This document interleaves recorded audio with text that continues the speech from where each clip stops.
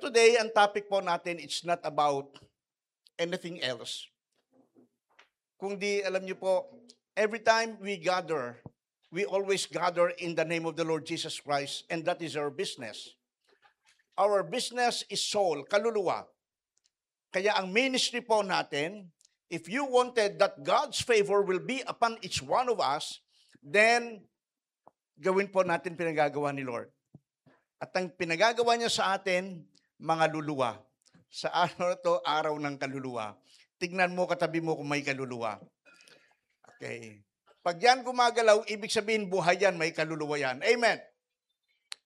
But you see, today I would be speaking about passing the past. Okay. Sa Tagalog ay paglampas sa nakaraan o getting over. Tama ba yon? Ha? Sa ibang malinaw na mag-move on ka na. 'Di ba? There's a lot of reason why people cannot move on. Maybe it's because of guilt. Maybe it's because of their weaknesses. Maybe it's because of their failures in the past. Yung mga kabiguan naging dahilan kung bakit hindi sila maka-move on. Tignan mo ulit yung katabi mo. Huwag mo na siyang tanungin, tignan mo lang kung naka-move on na siya o hindi. Psalms chapter 8 verses 4 to 6. Sa aklat po ng awit o ng mga awit, kabanatang 8 at talata pong 4 hanggang 6, ito po ang wika niya sa English. What is man that you are mindful of him, and the son of man that you care for him? Yet you have made him a little lower than the heavenly beings and crowned him with glory and honor. You have given him dominion over the works of your hands. You have put all these things under their feet. Sabi ng manunulat, ano nga ba ang tao upang iyong alalahanin siya? O ang anak ng tao upang iyong kalingain siya? The reason why, yung sumulat po nito, he was trying of thinking na ang tao gawa sa alabok.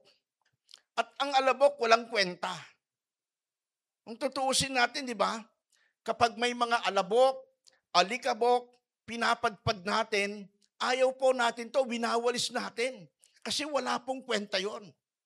Yung mga anay-anay sa bahay na nagiging lupa, ayaw po natin yon. Walang kwenta yon, pero doon tayo nagmula. Pero on the other hand, Jesus died for that alikabok. Jesus died for that dust. We came from the dust at babalik tayo doon sa alabok o alikabok. At ang Diyos, He sent His Son, the Lord Jesus Christ, for that alikabok. Kaya nga ang sabi niya, ano nga ba ang tao? Gawa sa alabok, gawa sa alikabok, pero iyong inaalala siya. O ang anak ng tao na iyong kinakalinga siya. Ginawa mo siyang little lower. Okay, then the angels or heavenly beings. At pagkatapos, sabi niya, binihisan mo siya ng iyong kaluwalhatian at paggalang. And then sa verse 6, you have given him dominion. Binigyan mo siya ng kapamahalaan o kapangyarihan sa lahat ng gawa ng iyong mga kamay, and you have put all things at ipinagkatiwala mo o inilagay mo ang lahat ng bagay sa ilalim ng kanyang paanan. Napakahalaga mo. You are precious, you are priceless. And you are so potential in the eyes of God. Kaya bawal manlait ng kapwa, Kristiyano man o hindi, because Jesus died for that soul. Ginawan ka ng masama, panalangin mo. Isang araw makakilala yan sa Lord, friend na kayo. At kapag naging friend kayo, magkapatid kayo kasi sa Panginoon. Ang tao kapag nabubuhay siya ng mayroong kaaway, nabubuhay siya sa takot. Kasi lagi niyang iniisip, baka traitor ako. Lagi niyang iniisip, baka pinapanalangin ako na mangyari ang masasama sa akin. Pero kapag friend mo lahat ng tao, lalabas ka sa bahay nakangiti ka, At yung nakasimangot, mapapangiti mo dahil friend kayo. Amen. So, paghirap kang makaget over sa iyong nakaraan sa buhay ng dahil sa kasalanan, think who you are in Christ. Lagi mong iisipin, sino ka ba kay Kristo? At sino ba ang Panginoon sa buhay mo? He is the God even in the mountain. He is the God even in the valley. Sa kabundukan, sa kapatagan, sa lahat po ng panahon at sa lahat ng sitwasyon, God is still God. Amen. Merong isang kanta na naalala ko, parang koro lang siya, koro.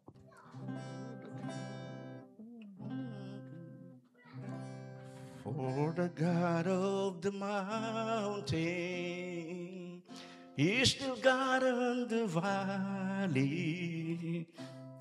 When things go wrong, He'll make them right. For the God of the good times, He is still God in the bad times. The God of the day is the God on the night. For the God of the mountain, He is still God on the valley. When things go wrong, He makes them right. For the God of the good times is still God in the bad times. The God of the day is still God in the night. Sa November 29 po, October praise po natin. Pumunta po tayo, may bayad po yun. Baka maghimala, makakanta ako. Baka lang, pero kung hindi, kumanta ako, bayad kayo. You see, paghirap kang makaget over sa nakaraan ng buhay mo, ang tanungin mo, sino ba ako sa paningin ni Kristo? You are dust, tayo ay mula sa alabok, but God sent His Son for that alabok. If God willing, sa darating pong Sunday, gusto kong ipakita po sa inyo yung presyo po ninyo. Lahat po ng nasa katawan po natin, may presyo yan. Yung mga litid-litid po natin, ilan ho ba ang litid meron ng tao? Ross, ilan litid meron ng tao?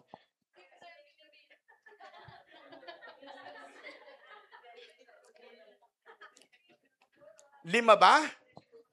O mahigit? Marami. Alam niyo ho ba ang bawat litid, presyo ng litid sa katawan ng tao, isang litid lang, $1,000. Ilang litid meron ka? Pag kumanta ka, naglalabas yung mga litid mo. Tapos yung mata natin, cornea po natin, $6,000. Ni-research ko to at gusto kong makita ninyo na ang alabok na ito, ganun pala kahalaga. Sa tingin ng iba, walang halaga. But then when God breathed unto the nostril of that first man, which is Adam, and that man became a living soul. Naging buhay na kaluluwa. Kaya sino man ang ating makakaharap, kahit yan man ay sabihin natin kulang-kulang o sobra-sobra. Meron bang taong kulang-kulang? At meron din bang taong sobra-sobra? Di ba pag kulang-kulang, may saltik. Pag sobra-sobra, may saltik din. But you see, kahit ganun sila, God loves them.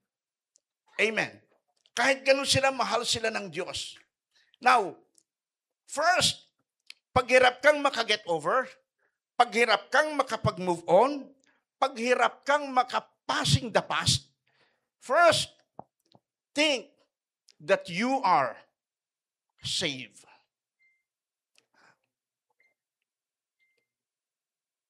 As a believer, you are saved. Bilang mananampalataya, isipin mo na ikaw ay ligtas. Ang nakaraan, maaring hilahin ka sa nakaraan. Kaya hirap ka ngayon makapag-move on kasi yung nakaraan bumabalik sa isipan. Yung nakaraan ayaw kanyang itulak, gusto kang hilahin palabas para doon ka nalang manahan. At kapag ang tao nabubuhay sa kanyang nakaraan, hindi niya maiisip ang future. Dahil para sa kanya, wala ng future. Kaya nga tinawag na future. Kasi yung hindi makaget over, few lang ang kanilang sure. Kaya nga future.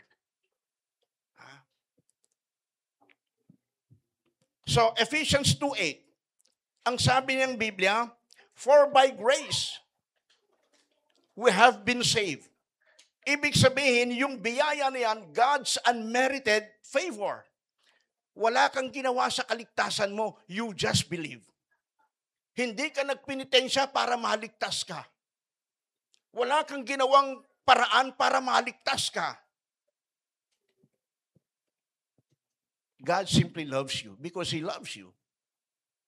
And nothing you can do more for God to love you more. And nothing you can do less for God to love you less. He simply loves you because He loves you. Amen.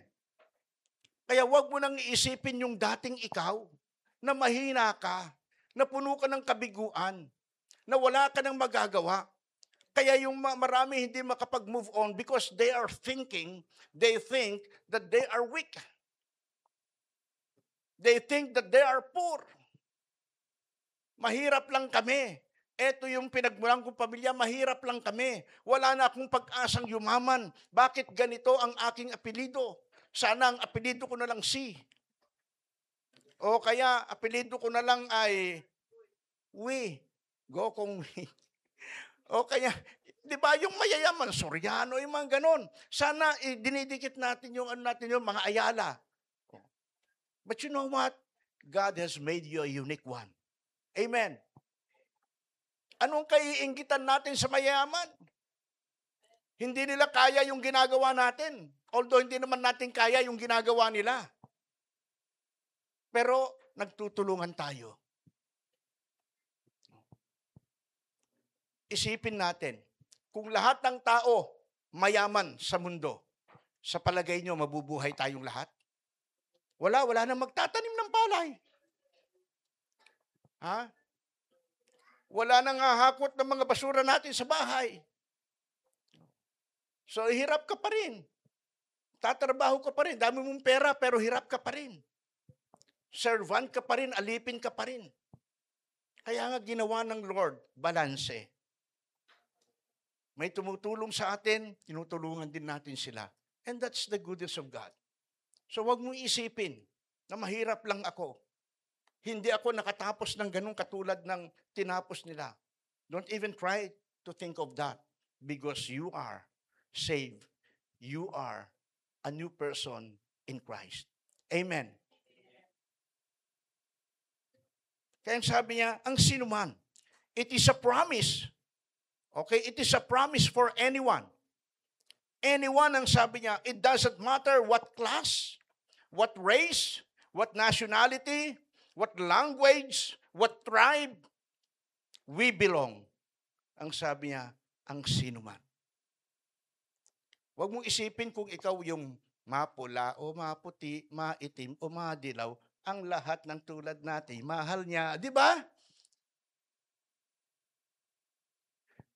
Tignan mo nga yung katabi mo. Anong kulay niya? Naninilaw. Ha? Yung isa, namumutla. Yung isa naman, namumula. Di ba? The point is, anuman ang ating lingwahe, o anuman saan man tayo nagmula, lumaki man tayo doon sa taluktok ng bundok, for the God of the mountain. Di ba? Yung Diyos noon, Diyos din ngayon. Yung Diyos sa ibang bansa, Diyos din natin ngayon. Amen. Kaya kahit ganunin mo ilong mo, oy, walang sabit, mahal ka ng Diyos. Sa kano, pag ginanon, oy, may sabit. Eh tayo, pag ginanon mo, walang sabit, flat. But God loves you. When He gave His life for you, at tinanggap mo siya, you became a changed person. Binago ka ng Panginoon. Sabi niya, anyone can be a new creation in Jesus. No matter kung saan tayo nagmula. Eh ano kung bunga ka ng tinatawag nilang pagkakamali?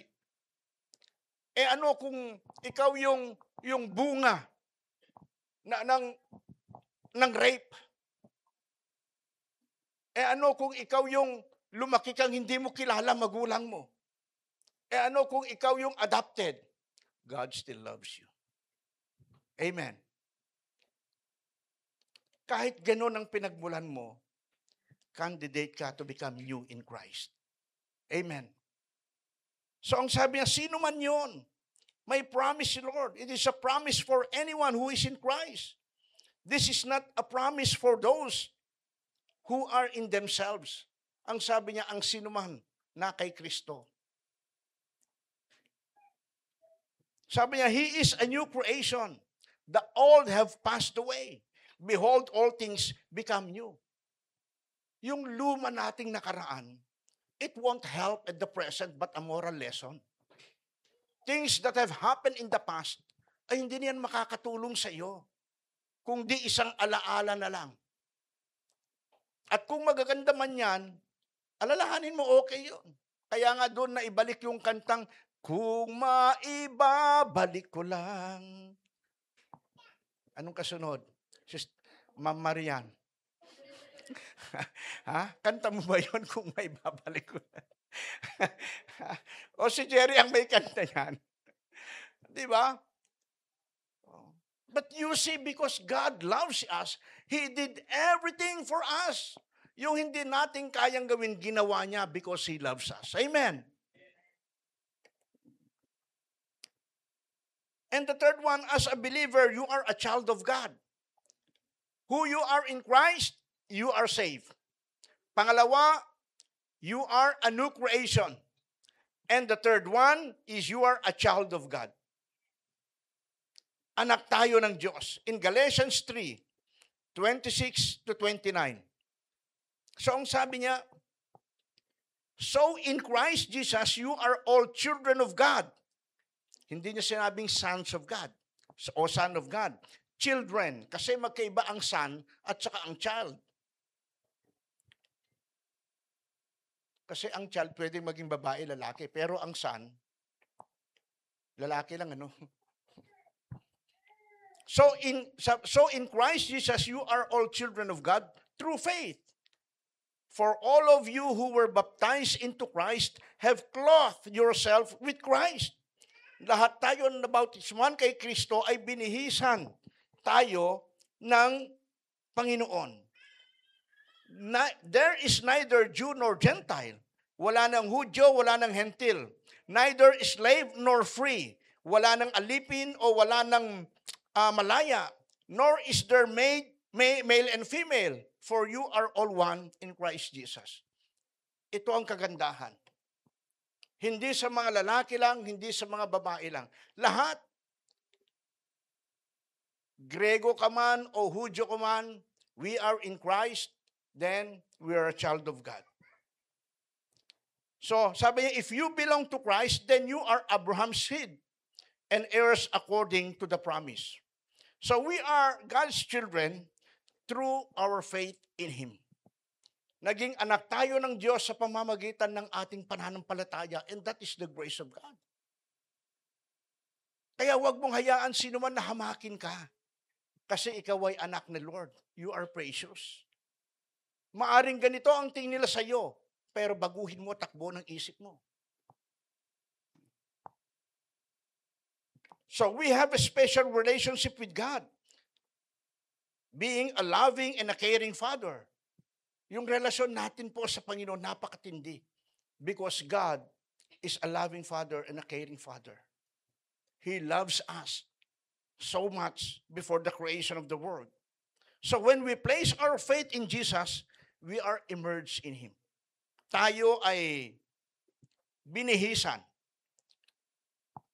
At yung identity natin, we are identified with Christ. Di ba pag nakikita ka, Kristiyano yan, anak ng Diyos yan.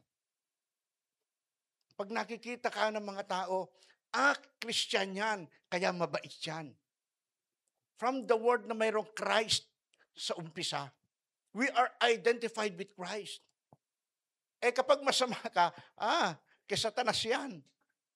Sa impyerno na papunta niyan, masama ka kasi, kaya na-identify ka doon. Pero kapag ikaw ay mabuti at anak ka ng Diyos, people will identify you as a child of God. Kaya ang sabi niya, as God's children, there is no more lines draw that separates us doon sa kung Hudyo o Grego. Dati kasi mayroong harang yan Diyan kayo, dito kami Pero nung dumating si Kristo, wala nang ganun.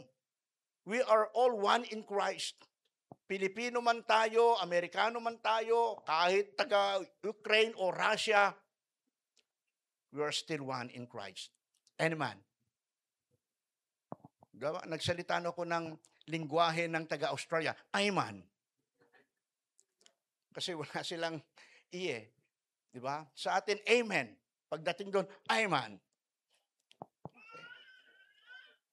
So, wala na pong dinadenomination.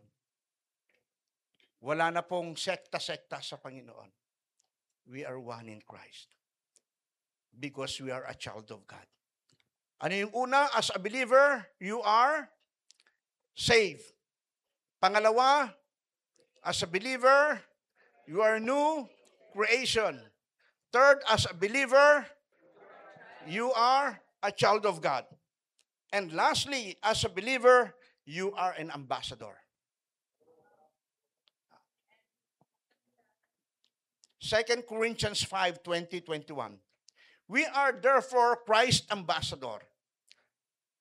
As though God were making His appeal through us, we implore you on Christ's behalf, sabi ni Paul, be reconciled to God. God made Him who had no sin to be sin for us, so that in Him we might become the righteousness of God. Gusto kong pansinin nyo yung salitang sin. Ang sabi niya, God made Him, si Jesus, God made Him who had no sin to be sin. Hindi niya sinabing to be a sinner. Magkaiba ang sin sa sinner. Si Jesus walang kasalanan pero ginawa siyang kasalanan. And because of that, di ba, inako niya yung ating kasalanan.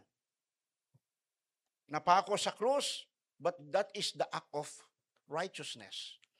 That is the act of love. That is the act of God's love unto us. He took our sin for us to become the righteousness of God. Now, tignan natin ang ambassador. Ambassador is more than a messenger. He is also a representative. Tignan mo nga yung katabi mo, representative ng Diyos yan. Hindi lang mensahero yan. Kaya wag mong gagawan o wag mong kagagalitan o wag mong susumpain o wag kang magsasalita laban o gagawan mo ng masama yung katabi mo o mahal mo sa buhay dahil yan ay kinatawan ni Kristo.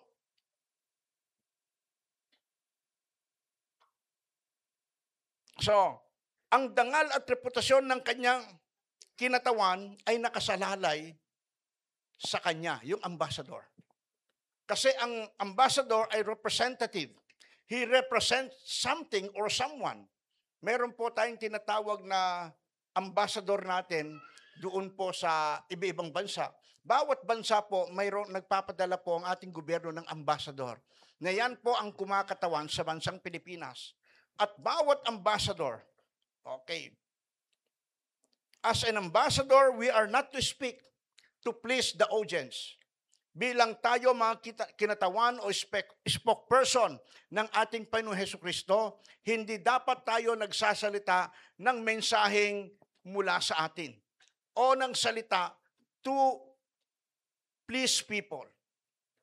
Just simply give the message of God. Kaya sa Bible, laging sinasabi nila Peter, and this is the message of God. At sinasabi ni Paul, ito ang pinasasabi ng Panginoon.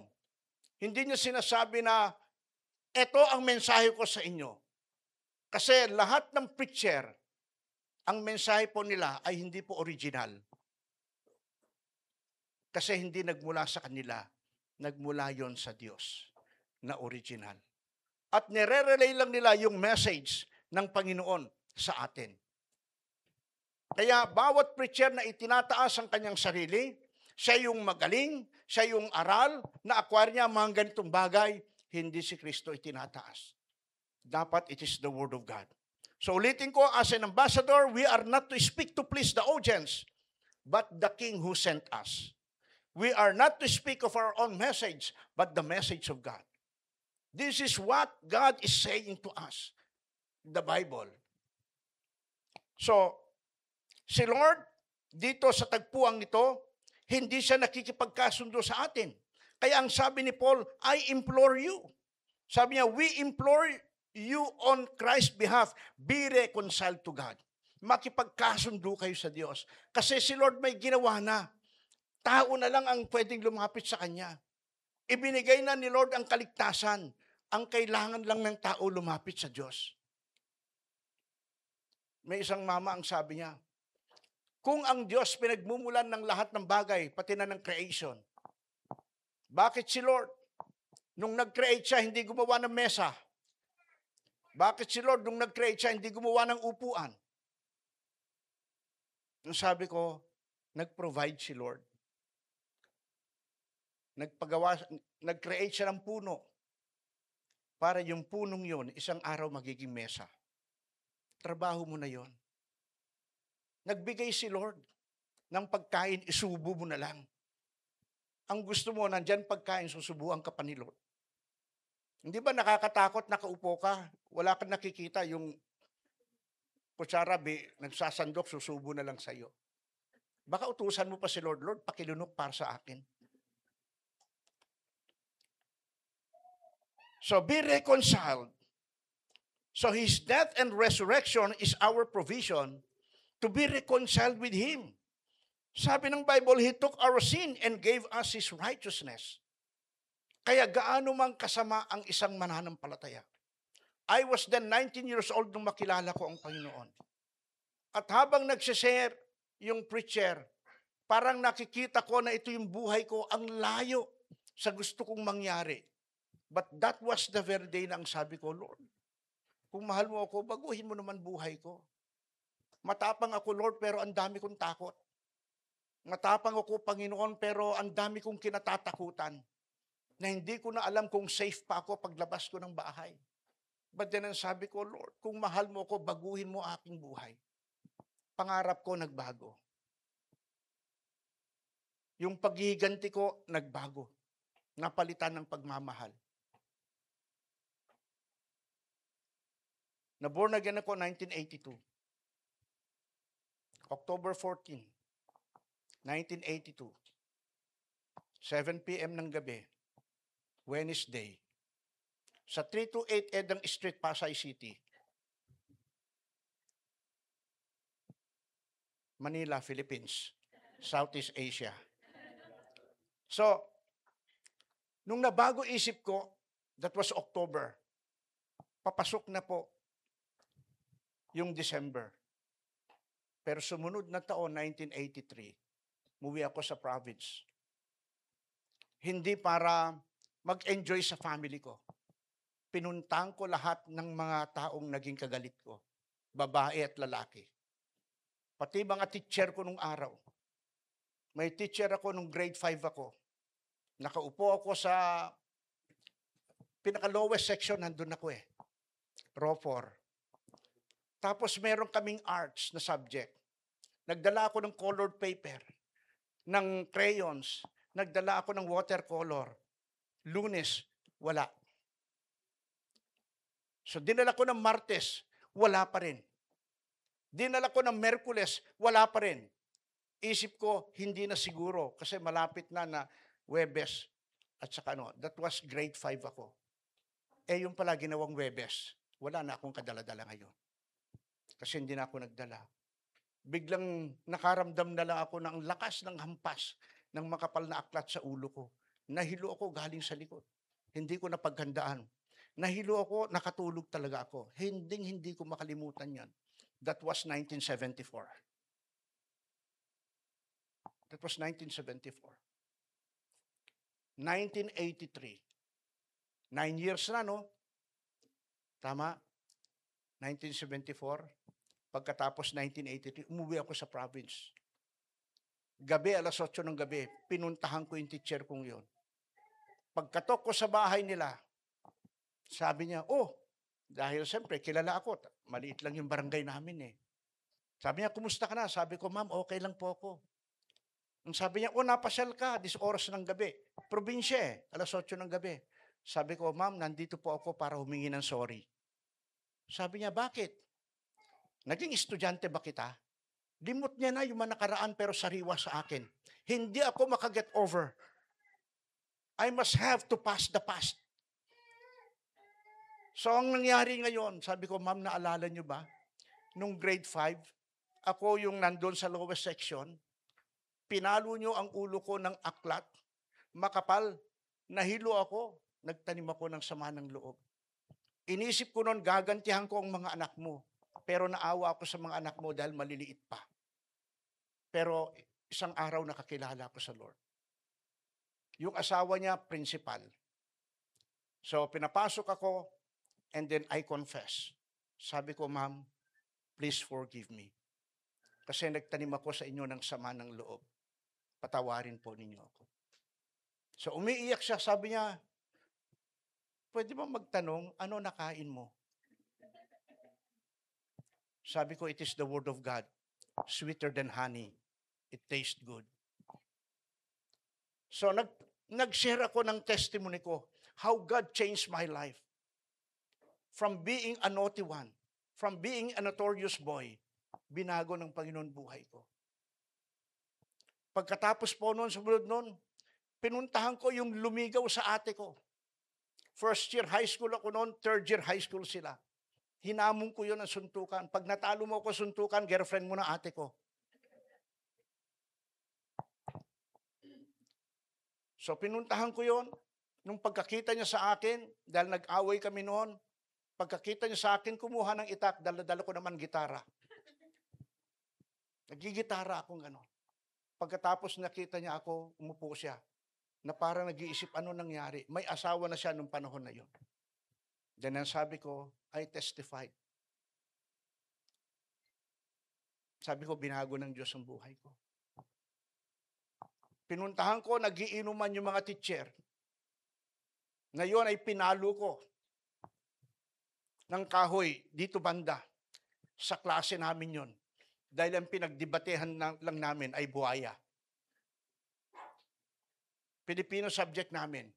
Sabi niya, class, alam niyo ba ang lamag? Ang lamag kasi sa amin, sa salita namin itawis ay buhaya.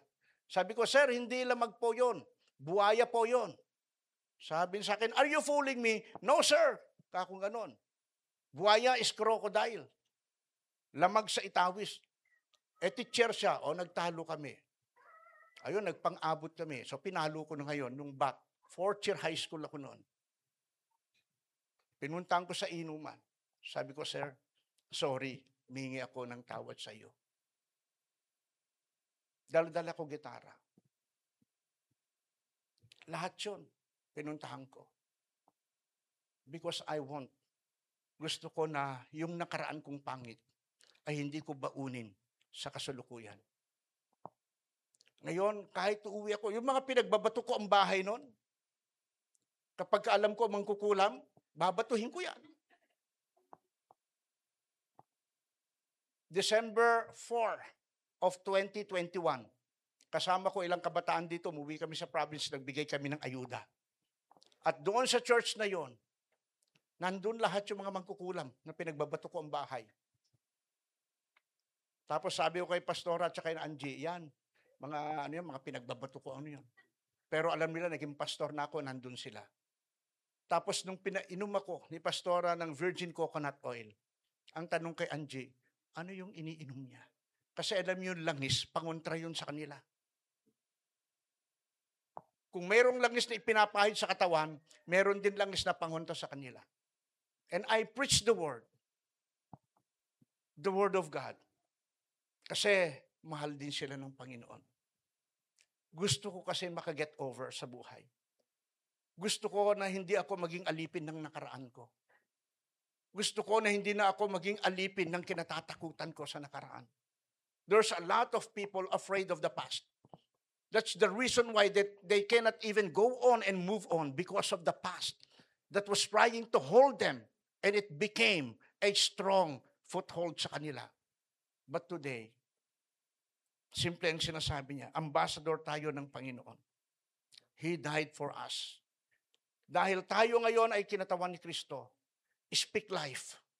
Amen. Speak life to people. Hindi mahirap magsabi ng sorry. Maging totoo ka lang. Hindi mahirap magsabi na patawarin mo ako. Matanda man yan o bata man yan, basta alam mo nagkamali ka, say it. And after that, mararanasan mo yung release ng buhay.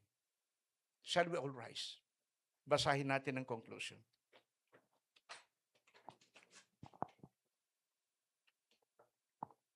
One, two, three, go.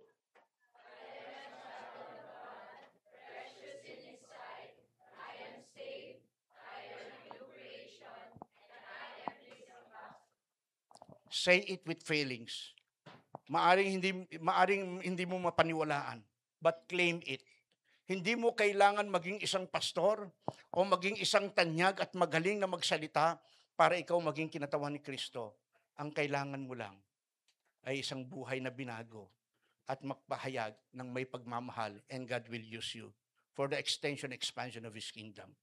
Ulitin ulit natin and say it with authority. 1, 2, 3, go!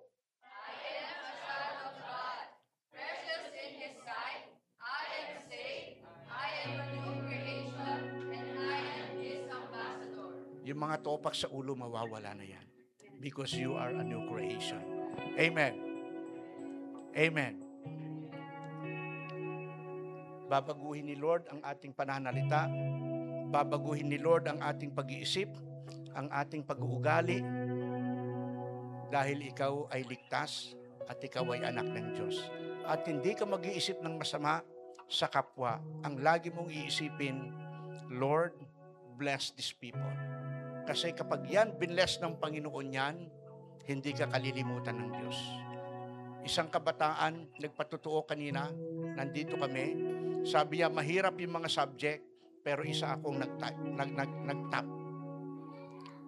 Isa lang ang reason. If you want God's favor to be upon you, then do the ministry of soul business. Hindi po pwede na, Lord, paboran mo ako, then mag-aaral ako ng mabuti, at dito lang ako. Lord, Sunday ngayon, mag-aaral ako. Pero, Panginoon, gusto kong ask yung favor mo. It's not. Just do what God is telling you to do. At kahit nag-aaral ka, nag-exam ka, gawin mo lang. Then makikita mo ang blessing ng Panginoon dadaloy sa bawat isa sa atin. Amen. Tayo ay humuko at manalangin. Maaring narito ka, nangangapa ka. Ikaw lang nakakaalam ng sarili mo. Maaring sa tingin mo, mabuti kang tao. Sa tingin ng mahal mo sa buhay, mabuti kang tao. Pero deep inside, sa buhay mo, alam mo na meron kang kahinaan at kapalpakan. May mga bagay na nangyayari, nagagawa mo na hindi nahahayag sa marami. Pero you know for yourself, those things are not of God. Sa kinatatayuan mo, bulong mo lang sa Lord. Panginoon, sorry po. Tulungan mo ako na maging isang bagong nilalang. Pwede mong ulit-ulitin ito sa sinasabi ko. Sabi mo sa Lord, tulungan mo ako, Panginoon. Baguhin mo ang takbo ng isip ko. Ang estilo ng pamumuhay ko. Maghari ka sa isip ko. Maghari ka sa buhay ko. Maging Panginoon ka, Panginoon, sa akin. At tulungan mo ako lumakad ng mayroong tagumpay sa mundong ito. Inaangkin ko, Panginoon. Ako'y ligtas. Ako'y anak mo. Ako'y binago mo. At ngayon ipapahayag ko ang patutuo na ginawa mo sa buhay ko, na ang salita mo'y nagbabago ng buhay. Taas natin ang ating mga kamay.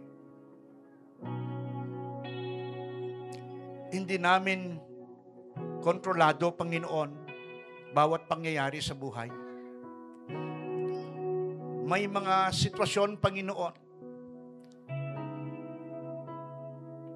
na nagaganap sa aming buhay na hindi namin inaasahan at hindi kami nagiging handa. Bigla na lang, Panginoon, nakakapagsalita kami ng hindi tama. Nakakapagsinungaling kami para lang mailigtas namin ang aming sarili.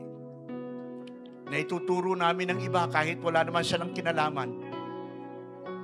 Matapos lang, Panginoon, ang pagbibintang. Ngunit alam namin sa aming mga sarili na may kinalaman kami doon.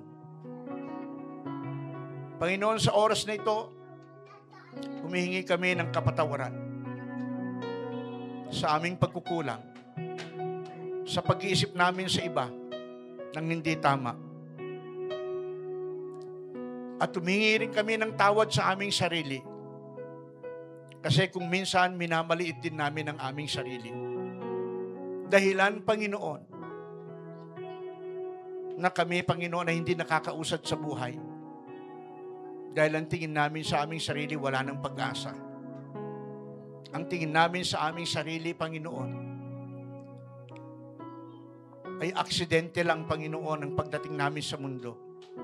Dahil wala kami, tulad ng mayroon ng iba. Pero ngayon, Panginoon, alam namin may silbi kami. Kasi pwede pala, Panginoon, kami maging kinatawan ni Kristo. Magdadala, Panginoon, ng mensahe, ng patutuo, Panginoon, na ginawa mo sa aming buhay. Dahil ikaw ay mabuti. Muli po, Panginoon, sa bawat isang narito. Dalangin ko pagkalooban mo ng lakas ng loob, ng tapang, Panginoon, na harapin ang katotohanan sa buhay na mayroon, Panginoon, ang salita mo sa aming puso. At ihayag namin, O Diyos, ang iyong kabutihan, sapagkat ikaw talaga ay mabuti. Muli po pagpalain mong bawat isa. Itong aming samot dalangin sa pangalan ng Ama, Anak at Espiritu Santo. Amen.